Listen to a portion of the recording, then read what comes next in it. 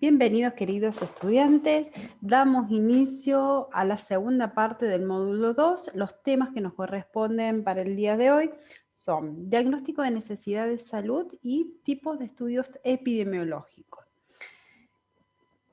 Diagnóstico de necesidad de salud, ya en clases anteriores hemos visto lo que es la definición de necesidad de salud y cuáles son algunas de las necesidades que se observan en lo que es una comunidad.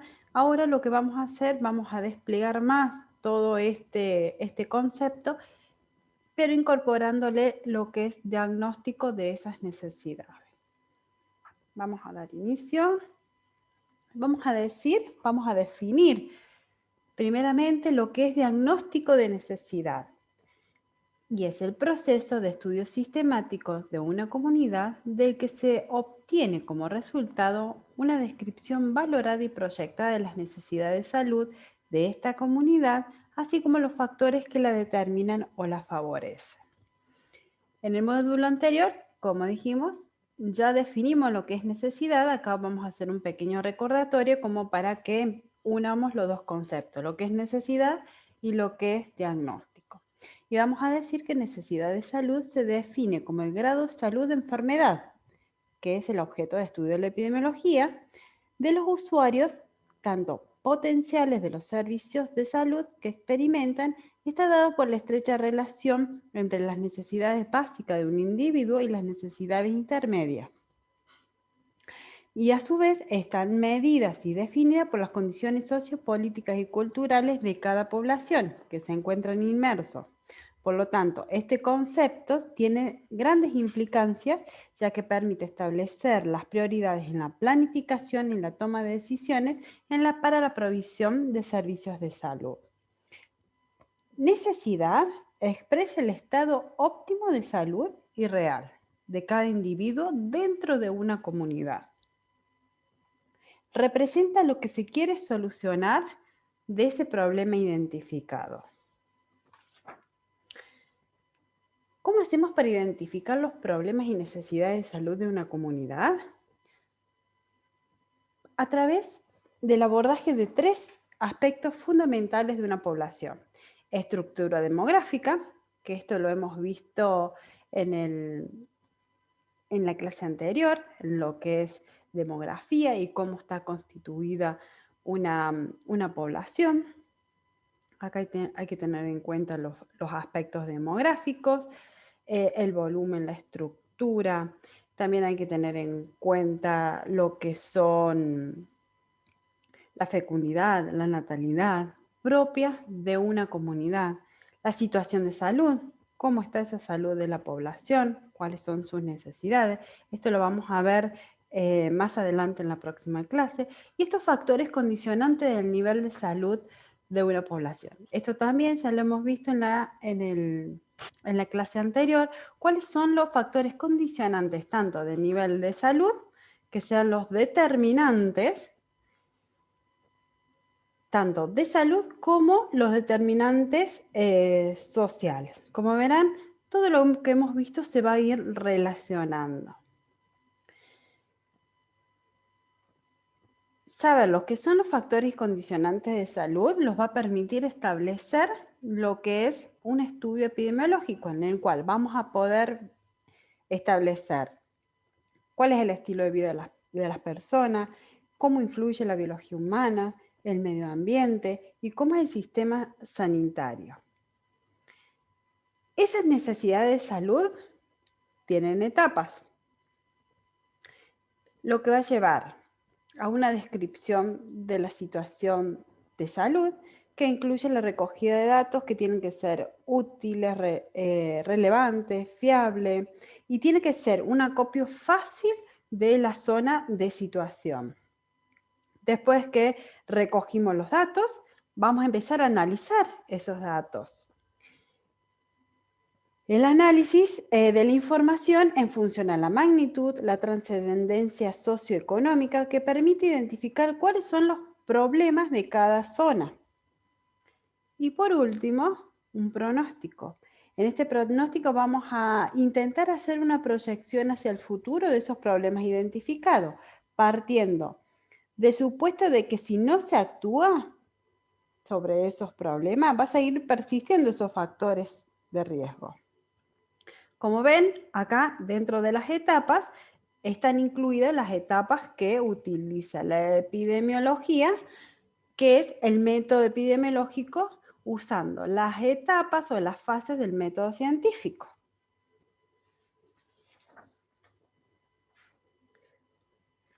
¿Y cómo va a recoger esos datos que dijimos en lo que es la descripción? Va a utilizar lo que es la estadística, herramientas propias de la estadística, que van a ser los indicadores, las encuestas y las técnicas de consenso. Cuando hablamos de indicadores, son variables que nos van a proporcionar información cuantitativa y objetiva. Deben ser válidos, o sea, que se puedan medir, específicos, que permita detectar solo los cambios de lo que queremos estudiar, que sean sensibles, que permitan detectar los cambios, por más mínimos que sean, que puedan expresarse en números, en razones, en tasas, que uno pueda medir el riesgo que pueda proporcionar. Estos indicadores se dividen en demográficos, en socioeconómicos, según el nivel de salud, medioambientales y estilo de vida. Cuando hablamos de encuesta, acá también nos van a proporcionar datos cualitativos o cuantitativos y preceden de los propios individuos y casi siempre son subjetivos. Y en lo que son las técnicas de consenso, el método de recogida de la información va a estar basado en la puesta en común de opiniones, por lo que es el fruto siempre de algo cualitativo y subjetivo. Como vemos acá, indicadores es numérico y objetivo, cuantitativo y objetivo. Es una sola línea. Cuando hablamos de encuestas vamos a tener parte que van a ser numérica y otra parte que van a ser palabras. Y casi siempre va a estar medido por algo subjetivo, por algo que presiente y percibe cada persona. Y cuando hablamos de técnicas de consenso, acá siempre va a ser cualitativo y siempre va a estar mediado por cuestiones intrínsecas propias, cuestiones propias de cada individuo que va a describir una información, va a proporcionar una información de acuerdo a cómo ha vivido ese fenómeno, las condiciones en las que está cada sujeto. Es propio de cada uno. Y aquí encontramos cómo vamos a clasificar esas necesidades que hemos observado, que hemos buscado información y que vamos a interpretar. En la clase anterior vimos un cuadrito en el cual dijimos de que existe una taxonomía, una forma de dividir lo que son las necesidades que fue establecida por Bradshaw, que la vamos a dividir en necesidades normativas, expresadas, sentidas y comparativas. Cuando hablamos de necesidades normativas, el cuadrito dice que la define el experto en relación con una determinada norma deseable u óptima. Aquel o aquellos que no respondan a esa norma son considerados en estado de necesidad.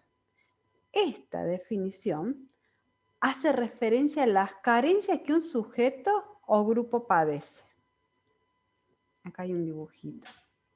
Cuando vamos a hablar de necesidades expresadas o demandadas, Bradshaw la define como equivalente a las demandas de cuidados y servicios y necesidades sentidas que finalicen un proceso de búsqueda de servicio. Quiere decir que esa necesidad la llamamos como expresión corporal. Es una necesidad objetiva de cada uno. Cuando hablamos de necesidades comparativas, Bradshaw nos dice que es aquella que un individuo o un grupo debería tener puesto que presenta las mismas características. Acá, en esta necesidad, la vamos a llamar que está basada en la justicia distributiva. Una persona la tiene y otra no la tiene. Y lo que son las necesidades sentidas, se establece que es la percepción que tiene la gente sobre sus propios problemas de salud o lo que desean como servicios de salud. Acá, la pregunta que tenemos que hacer a las personas es, ¿qué necesitas? ¿Qué desearías tener? Espero que acá con cada ejemplo hayan podido entender cada parte del cuadro, que a veces cuando en el apunte leemos o vemos ese cuadro, muchas veces es difícil de entender, pero espero con cada explicación de cada necesidad haya sido más comprensible. Para que esa necesidad sea tomada como lo que es, debe tener ciertos principios que tienen que ser actuales de la persona en este momento. Tiene que tener la satisfacción es prospectiva, hacia adelante. Me pasa algo en este momento, actuales, y necesito que se me solucione o que se me satisfaga esa necesidad de acá en adelante. A la satisfacción de una necesidad siempre se genera inmediatamente otra necesidad de mayor complejidad. Y la insatisfacción de esa necesidad casi siempre produce frustración social o individual. ¿De dónde vamos a sacar esa información para saber si es una necesidad o no?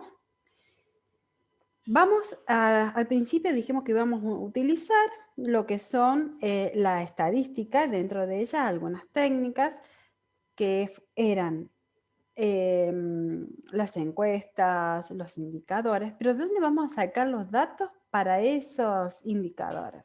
Lo vamos a utilizar a través de fuentes de datos. Esas fuentes de información o de datos pueden ser primarias o secundarias. Primaria, en el primer módulo dijimos que eran propias, que podemos sacar información de manera directa. Por ejemplo, encuestas a las familias, a cada uno de los integrantes, guías de observaciones directas, entrevistas a las autoridades, grupos focales, consulta médica. Acá, cuando hablamos de guías de observación directa es, agarramos una hoja, hacemos un checklist, una lista de verificación de datos de cierta problemática y vamos hacia el lugar y nosotros mismos observamos qué es lo que está pasando. Y esa hoja de verificación nos va a ayudar a seguir un orden de lo que debemos observar. Y cuando hablamos de fuentes secundarias, vamos a hablar de anuarios, de datos que vamos a sacar del registro civil, de los censos, de las encuestas nacionales y de informes.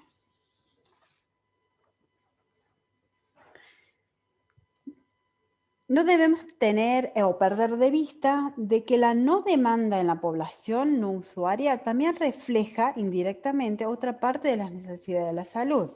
Esta limitación provoca que no haya una relación definida entre la identificación de las necesidades de salud y los servicios otorgados. Esto significa que si vemos que en una población no hay necesidades, no hay problema, algo está fallando en nuestra detección de necesidades. Pero ¿por qué es necesario evaluar esas necesidades? ¿Para qué es importante reconocer estas necesidades? Para construir una imagen de las necesidades de salud, una foto de lo que pasa en esa comunidad. ¿Qué necesidades tiene esa comunidad?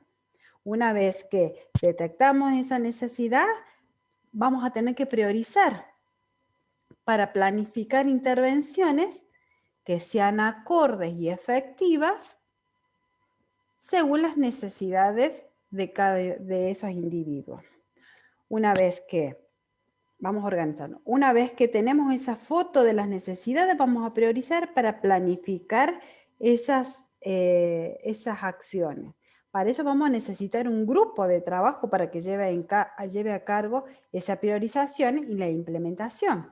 Para ello, vamos a fomentar el equipo de trabajo, ya sea con la comunidad, con los proveedores de servicios de salud, agencias de planificación, para fomentar la prioridad de servicios prestados y hay veces enlaces con otros servicios de salud, otras agencias de salud.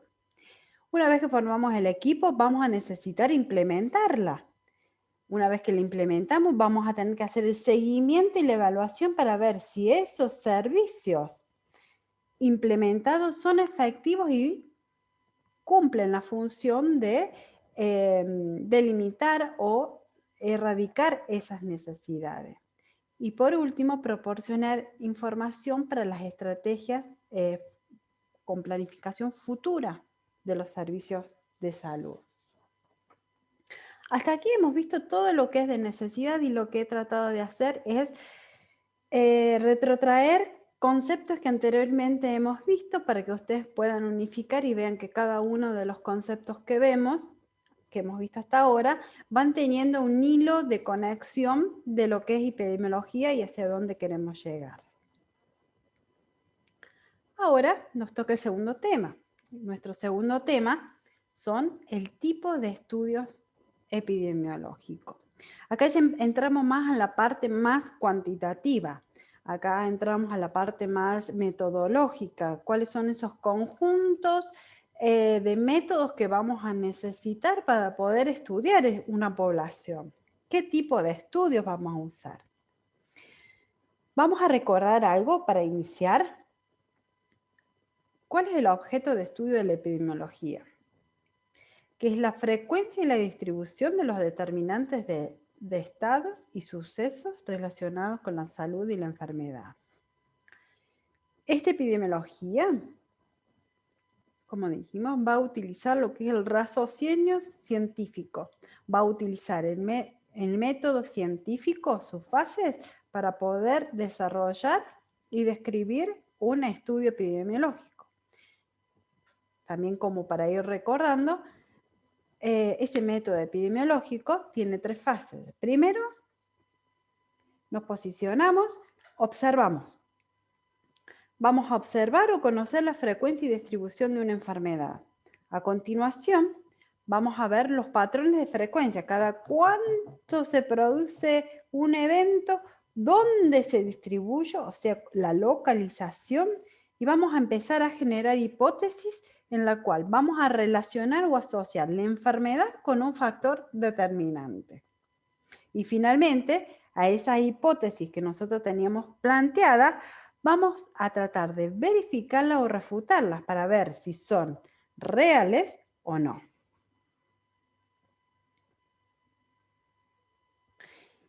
Los estudios epidemiológicos se utilizan para analizar las necesidades de dispositivos de atención sanitaria que precisa una determinada población o para medir el grado de utilización y los costos. La finalidad es recabar información para tomar decisiones en la planificación y gestión de las actividades relacionadas con salud. Son los instrumentos que utilizan los investigadores para conocer temas relacionados a lo de salud. Permite encontrar las causas que determinan la enfermedad o los factores de riesgo que hacen más probable que una persona se enferma, o bien para determinar los factores protectores o terapéuticos que permiten sanar a la persona o prevenir la enfermedad. Cuando hablamos del estudio de un grupo, de una población, vamos a hablar que necesitamos describirlo, o sea que vamos a utilizar las herramientas de la epidemiología descriptiva. Cuando hablamos en un estudio de 2 o más grupos, lo que vamos a necesitar es compararlos uno con otro. Y entonces vamos a utilizar todas las técnicas de la epidemiología analítica. Según la finalidad o la intencionalidad del estudio que realiza un investigador, lo vamos a clasificar en descriptivos o analíticos. Cuando hablamos de descriptivos, ya hemos visto que descriptivo es describir. ¿Qué vamos a describir? La frecuencia y la distribución de los fenómenos de salud de enfermedad. Acá vamos a responder 4 preguntas. ¿Quiénes? ¿Dónde? ¿Cuándo? ¿Y cómo? Acá vamos a encontrar lo que son los casos clínicos y series de caso, estudios de mortalidad, los estudios ecológicos y los estudios transversales. Cuando un investigador necesita evaluar las posibles relaciones causa y efecto de 2 grupos y compararlo con un factor, va a utilizar lo que son los estudios analíticos. Y la respuesta que quiere responderse el investigador es ¿por qué produce esto? ¿Cuáles son las causas y efectos en el cual en este grupo se produce un efecto y en este no? Entonces, según el control o la asignación del factor de estudio, puede ser que esa pregunta del por qué la responda a través de estudios experimentales en el cual el investigador es el que va a asignar la exposición de cada uno de esos individuos. Asigna a los diferentes individuos u otros en un tratamiento no. Le hace el seguimiento y contabiliza en cuántos de ellos se produjo un efecto comparado con el otro grupo. Aquí, en este caso, un ejemplo es el tipo de estudios que analizarían o que analizan la eficacia de 2 tratamientos antibióticos en individuos que tienen una infección urinaria. Por ejemplo, analiza intervenciones terapéuticas o de tipo preventivo. Y acá están los ensayos clínicos, los de campo o los de intervención comunitaria. Cuando el investigador quiere responder el porqué de un fenómeno, puede utilizar lo que es la observación, en el cual el investigador no asigna, no controla la exposición de los individuos, solamente se limita a observar lo que sucede. Nada más. Observa lo que sucede en los grupos de comparación sin manipular los factores de riesgo. Un ejemplo de esto se utiliza para analizar, por ejemplo, los hábitos del tabaco durante el embarazo, asociado a lo que son los niños con bajo peso al nacer. Para ello realiza un seguimiento durante el periodo gestacional a mujeres fumadoras, que van a ser las expuestas, y a otro grupo de mujeres también embarazadas en periodo gestacional, que no son fumadoras, que no están expuestas, y va a contabilizar en cada grupo, ya sean las expuestas y no las expuestas, cuáles tienen niños recién nacidos de bajo peso. Aquí encontramos el estudio de corte, estudio de casos controles. Cuando queremos investigar según el sentido del análisis o cómo se direccionaliza el estudio, aquí vamos a encontrar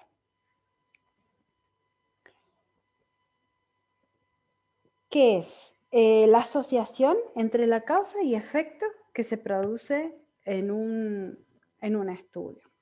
Y aquí vamos a encontrar los que son los longitudinales, que miden la incidencia. En estos estudios existe un periodo de seguimiento. La exposición y el efecto se miden en momentos diferentes del estudio. Permiten establecer el orden en que se producen los acontecimientos Cuestión fundamental para establecer una relación causa-efecto. Acá, los estudios longitudinales vamos a hacer incidencia, es el seguimiento en el tiempo de la frecuencia que aparece una enfermedad. Esto es lo que es causa al efecto y el efecto a la causa. Y cuando hablamos de estudios transversales, vamos a hacer estudios de prevalencia.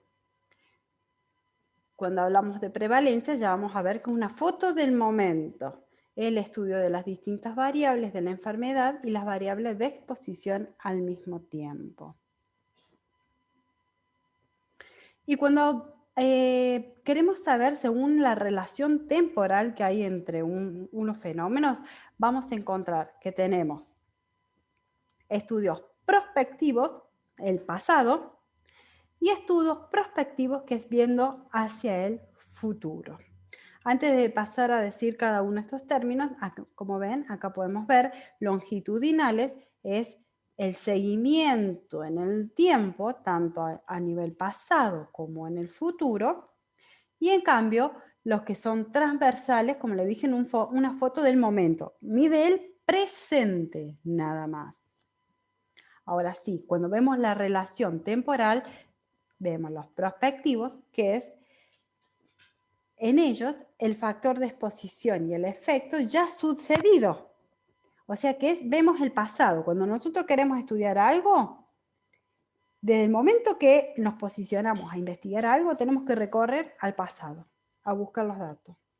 Son estudios que se realizan a partir de registros que ya existen. Por ejemplo, pueden ser los registros de salud laboral.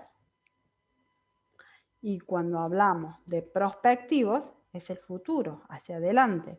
En ellos el efecto aparece una vez que el estudio ha dado inicio.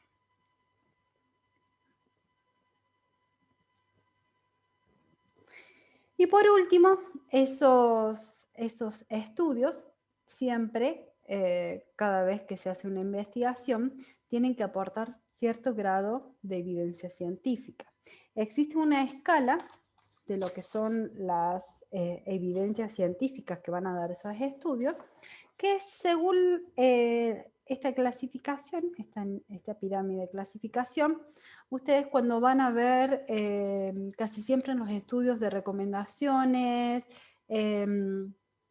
estudios de cortes, estudios ecológicos, siempre van a encontrar que cada acción o cada recomendación va a estar basada según la evidencia que aporta.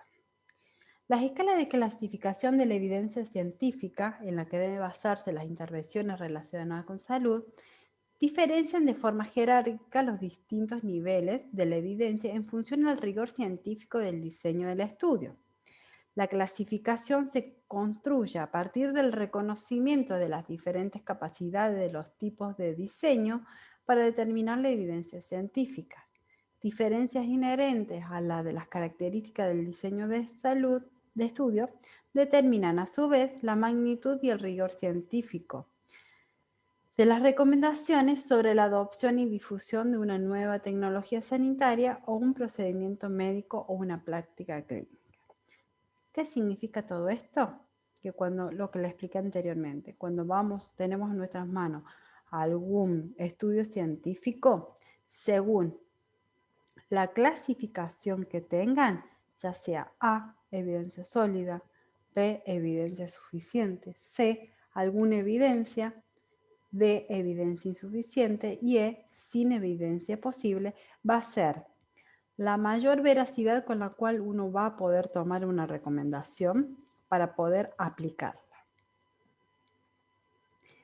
Eso sería todo sobre la clase que teníamos estipulada para el día de hoy, de la segunda parte. Nos vemos en la próxima. Espero que hayan podido entender y si algo ha quedado sin explicar, voy a habilitar un foro para que ustedes empiecen a despejar sus dudas. Muchas gracias.